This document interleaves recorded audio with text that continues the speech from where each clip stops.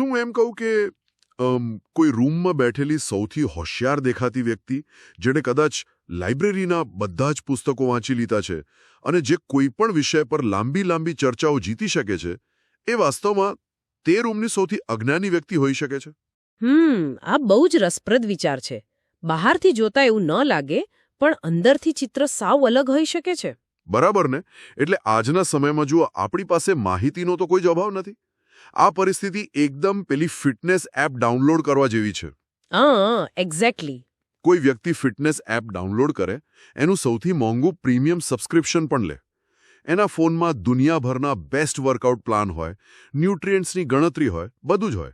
પણ જ્યાં સુધી તે વ્યક્તિ જાતે જમીન પર પડીને એક પણ પુશઅપ નથી કરતી, ત્યાં સુધી એ બધી માહિતીનો કોઈ જ અર્થ નથી રહેતો. બિલકુલ. ફોનની મેમરી ફૂલ છે, પણ એ વ્યક્તિના શરીરમાં સ્નાયુની તાકાત શૂન્ય છે.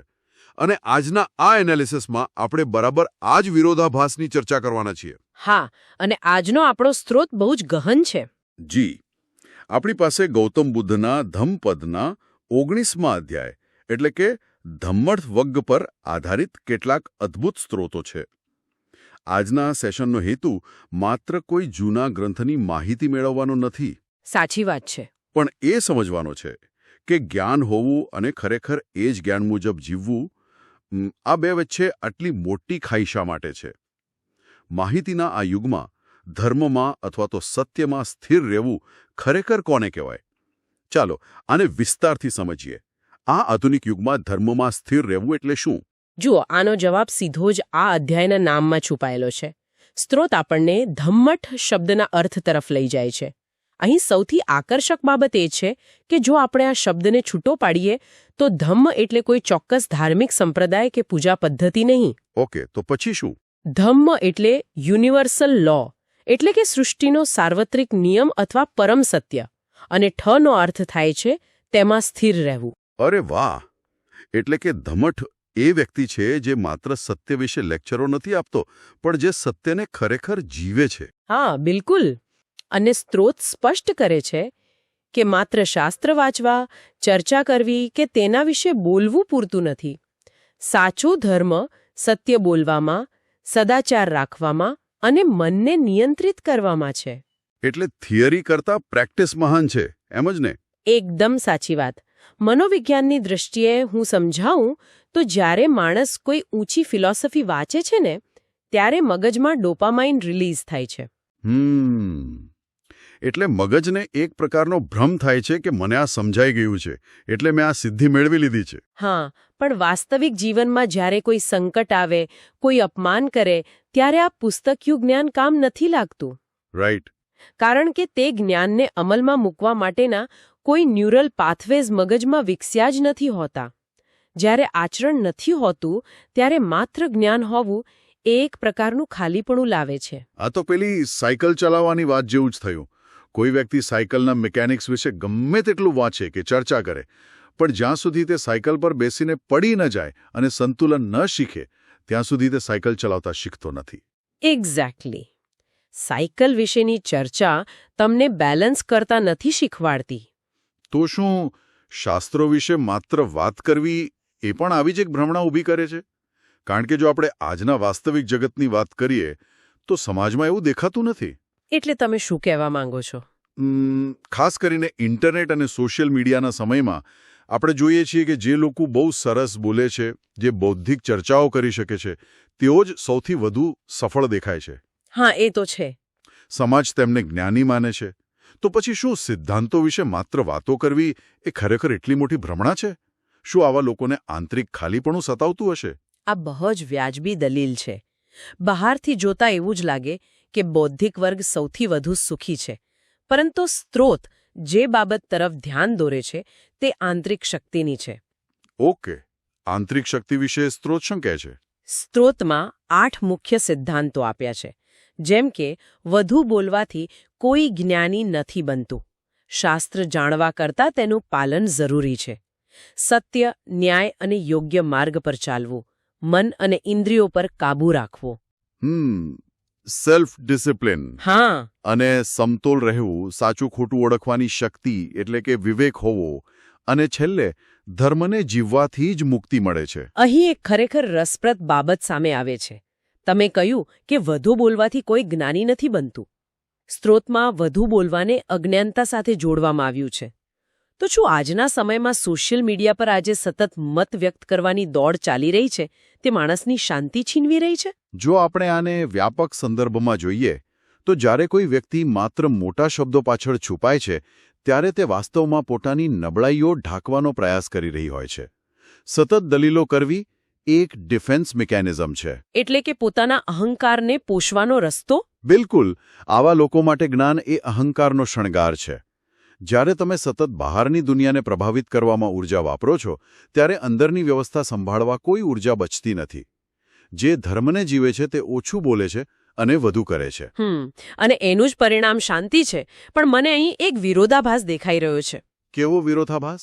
સ્ત્રોત કહે છે કે મૌન અને ઓછું બોલવું એ જ્ઞાનીનું લક્ષણ છે. પણ કોર્પોરેટ જગતમાં આ કેવી રીતે કામ કરે? તમે કોઈ મલ્ટીનેશનલ કંપનીમાં કામ કરતા હો, મીટિંગ ચાલી રહી હોય અને તમે ચૂપચાપ બેસી રહો. હા, તો કોઈ બીજું ક્રેડિટ લઈ જાય. એક્ઝેક્ટલી. તમારી ઉપલબ્ધિઓ વિશે ના બોલો તો પ્રમોશન કેવી રીતે મળે? તમારે તમારી બ્રાન્ડિંગ કરવી જ પડે છે. તો શું આ ઓછું બોલવાનો પ્રાચીન ખ્યાલ આજના સમયમાં અવ્યવહારિક નથી થઈ જતો? આ મોટાભાગે લોકોનો પ્રશ્ન હોય છે અને પ્રાચીન ગ્રંથોનું અર્થઘટન કરવામાં અહીં જ ભૂલ થાય છે. સ્ત્રોતમાં ઓછું બોલવાનો અર્થ સંપૂર્ણપણે મૂંગા થઈ જવું કે અન્યાય સહન કરવો એવો ક્યારેય નથી. અચ્છા, તો પછી એનો સાચો અર્થ શું છે? અહીં વાત કોગ્નિટિવ લોડ અને ઊર્જાના વ્યયની છે. કોર્પોરેટ મીટિંગમાં પોતાના કામની સાચી રજૂઆત કરવી એ વ્યવહારિક જરૂરિયાત છે. એને વિવેક કહેવાય. બરાબર છે. પરંતુ મીટિંગ પૂરી થયા પછી ઓફિસના રાજકારણમાં પડવું, સોશિયલ મીડિયા પર પોતાની દરેક નાની વાતનું પ્રદર્શન કરવું અથવા અર્થહીન દલીલો કરવી, આ બધું ઊર્જાને નીચોવી લે છે. ઓહ, આ બહુ જ સચોટ પોઈન્ટ છે. એટલે કે વાણીનો ઉપયોગ માત્ર ત્યાં જ કરવો જ્યાં તેનું કોઈ મૂલ્ય હોય. હા, જ્યારે તમે બિનજરૂરી બોલવાનું બંધ કરો છો ને ત્યારે મગજને પોતાની છબી જાળવી રાખવાનો જે થાક લાગે છે ને તેમાંથી મુક્તિ મળે છે. અને આ બચેલી ઊર્જા જ આંતરિક સંતુલનમાં કામ લાગે છે. હવે જો આપણે આ બાહ્ય વર્તનને આપણી આંતરિક વ્યવસ્થા સાથે જોડીએ તો સ્ત્રોતમાં કેટલાક યોગિક દૃષ્ટિકોણનો પણ ઉલ્લેખ છે, રાઈટ? જી બિલકુલ. યોગિક દૃષ્ટિએ ધર્મ એટલે સત્ય, અહિંસા અને સંયમ. અને આંતરિક વ્યવસ્થા સમજાવવા માટે સ્ત્રોતમાં ચક્રો સાથેનું જોડાણ બતાવવામાં આવ્યું છે. કયા ચક્રો? ખાસ કરીને 2 ચક્રો. એક છે વિશુદ્ધિ ચક્ર એટલે કે થ્રોટ ચક્ર, જે સત્ય બોલવા અને આપણી વાણી સાથે જોડાયેલું છે.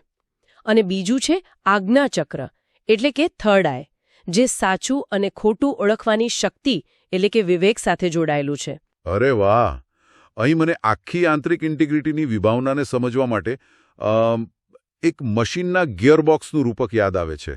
ગિયરબોક્સ? એ કેવી રીતે? જુઓ, ઇન્ટેગ્રિટી એટલે અંદર અને બહાર એક જ હોવું. કલ્પના કરો કે આપણું મન અને શરીર એક મોટું એન્જિન છે. ઇન્ટિગ્રિટી એટલે તમારા વિચારો અને તમારા શબ્દો, આ બંને ગિયર્સ એક જ દિશામાં ફરી રહ્યા છે. બહુ સરસ સરખામણી છે. હવે વિશુદ્ધિ ચક્ર જે ગળામાં છે તે વાણીનું કેન્દ્ર છે. જો કોઈ વ્યક્તિ મનમાં કંઈક બીજું જ વિચારતો હોય પણ બહાર સારી છબી ઊભી કરવા માટે તેનું ગળું સાવ અલગ જ મીઠી મીઠી વાતો કરતું હોય તો શું થાય? આંતરિક ઘર્ષણ ઊભું થાય. એક્ઝેક્ટલી. આ તો એન્જિનના 2 ગિયર્સને વિરુદ્ધ દિશામાં ફેરવવા જેવું થયું. આંતરિક ગિયર્સ એકબીજા સાથે ભયંકર રીતે ટકરાશે, ફ્રિક્શન પેદા થશે. હું બિલકુલ સહેમત છું. અને આ જ કારણસર સ્ત્રોતમાં સંયમને શક્તિ ગણવામાં આવી છે. આ આંતરિક સંઘર્ષ ન હોવો એ જ અસલી શક્તિ છે. સાચી વાત છે. લાંબા ગાળે આ ઘર્ષણ આખા મશીનને તોડી પાડે છે. અને આ કોઈ કાલ્પનિક બાબત નથી. જ્યારે વિચારો અને વાણી વચ્ચે વિરોધાભાસ હોય ત્યારે શરીર એક પ્રકારના સ્ટ્રેસમાં રહે છે.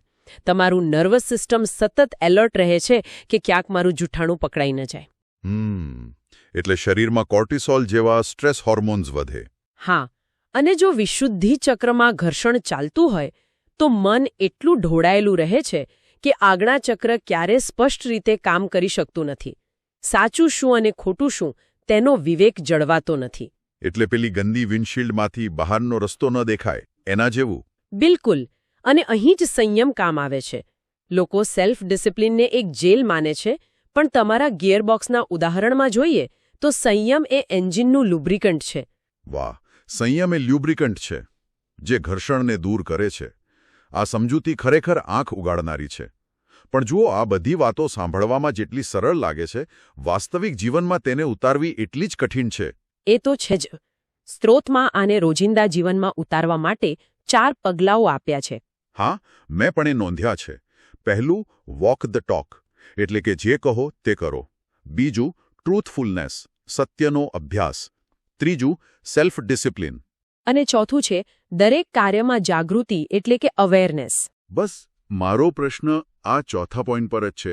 શું આ 4માંથી સૌથી મુશ્કેલ આ જાગૃતિ જાળવી રાખવી નથી? હા, હું કહીશ કે એ સૌથી અઘરું છે. કારણ કે રોજિંદા જીવનની વાસ્તવિકતા એ છે કે મોટાભાગના કામ આપણે જાગૃત અવસ્થામાં કરતા જ નથી. આપણે એક પ્રકારના ઓટો પાયલોટ મોડમાં જીવીએ છીએ, સવારે ઉઠીને બ્રશ કરવાથી લઈને ડ્રાઈવ કરવા સુધી. અને ગુસ્સે થવું પણ ઓટો પાયલોટ પર જ થાય છે. એક્ઝેક્ટલી. કોઈએ ઈમેલમાં ખરાબ શબ્દો લખ્યા એટલે તરત જ આપણી આંગળીઓ ગુસ્સાવાળો રિપ્લાય ટાઈપ કરવા માંડે છે. આ ઓટો પાયલોટ મોડ એટલો શક્તિશાળી છે કે દરેક ક્ષણે જાગૃતિ જાળવવી અશક્ય લાગે છે. અને તોડવું કેવી રીતે? જુઓ, મનુષ્યનું મગજ એવી રીતે જ ડિઝાઇન થયું છે કે તે બને તેટલી વધુ પ્રક્રિયાઓને ઓટો પાયલોટ પર મૂકી દે, જેથી ઊર્જા બચી શકે. પણ આધ્યાત્મિક વિકાસ માટે આ જ મોડ દુશ્મન છે. તો પછી આપણે શું કરવું જોઈએ? જાગૃતિનો અર્થ કોઈ હિમાલયની ગુફામાં બેસવું એવો નથી. જાગૃતિનો ખરો અર્થ છે ઘટના અને પ્રતિક્રિયા વચ્ચે એક નાનકડો વિરામ, એક પોઝ ઊભો કરવો. એટલે પેલા ઈમેલનો રિપ્લાય આપતા પહેલા 1 સેકન્ડ રોકાઈ જવું? હા, બરાબર. એ જ સેકન્ડે જો તમે અટકી શકો અને એ જોઈ શકો કે તમારા હૃદયના ધબકારા વધી રહ્યા છે, તો તે જાગૃતિ છે. સ્ત્રોતનું સૌથી ઊંડું આધ્યાત્મિક સાર એ જ છે કે સાચો ધર્મ સંપૂર્ણ જાગૃતિ સાથે જીવન જીવવામાં છે. હા, આ વાત ખરેખર આખા એનાલિસિસનો નિચોડ આપે છે. જ્ઞાન અને આચરણ ભેગા થાય ત્યારે જ પૂર્ણતા આવે છે. બિલકુલ. અને ઓટો પાયલટ મોડને તોડવો મુશ્કેલ છે. તેથી જ હજારોમાંથી કોઈ એક જ ખરા અર્થમાં ધમઠ્ઠ બની શકે છે. સાચી વાત છે. સ્ત્રોતનું સૌથી શક્તિશાળી વાક્ય જો કોઈ હોય તો તે એ છે કે ધર્મ બોલવાથી નહીં, જીવવાથી પ્રગટ થાય છે. આપણે એવા યુગમાં છીએ જ્યાં માહિતીનો કોઈ અંત નથી, પણ જ્ઞાનનું આચરણ દુર્લભ થઈ ગયું છે. જી. અને આખી ચર્ચાને અંતે હું એક બહુ જ વિચાર પ્રેરક મુદ્દો મૂકવા માંગીશ. ચોક્કસ, કહો ને. સ્ત્રોતમાં સ્પષ્ટ છે કે આચરણ વિનાનું જ્ઞાન ખાલીપણું લાવે છે. ઐતિહાસિક રીતે માણસ પોતાના મગજમાં માહિતી તો સાચવતો જ હતો, પણ આજના એઆઈ અને સ્માર્ટફોનના યુગમાં આપણે જાણવાનું અને યાદ રાખવાનું કામ પણ મશીનોને આપી દીધું છે. અરે હા, હવે તો ફોન નંબર પણ યાદ નથી રહેતા. તો કલ્પના કરો, જો મશીન બધું જ જ્ઞાન પોતાની પાસે રાખશે અને આપણે આચરણ પણ નહીં કરીએ, તો માનવ ડહાપણનું અસ્તિત્વ ક્યાં રહેશે? ઓ વાવ, આ ખરેખર બહુ ઊંડી વાત કરી તમે. જો જાણવાનું કામ પણ મશીન પાસે જતું રહેશે, તો શું આપણે એક એવી પ્રજાતિ બની જઈશું જેની પાસે ન તો પોતાનું જ્ઞાન છે, ન તો એ જ્ઞાન મુજબ જીવવાની ક્ષમતા? જ્ઞાનની ખરી કસોટી એ જ છે કે જ્યારે કોઈ ન જોતું હોય ત્યારે આપણે તેને આચરણમાં કેવી રીતે મૂકીએ છીએ. આ ખરેખર રાતની ઊંઘ ઉડાડી દે એવો વિચાર છે. જો આપણી સ્મૃતિ અને જ્ઞાન મશીનો પાસે જતા રહેશે તો માનવ હોવાનો અર્થ શું બચશે? આપણા સૌના માટે આ એક બહુ મોટો અને જાતે જ શોધવા જેવો પ્રશ્ન છે. જી બિલકુલ.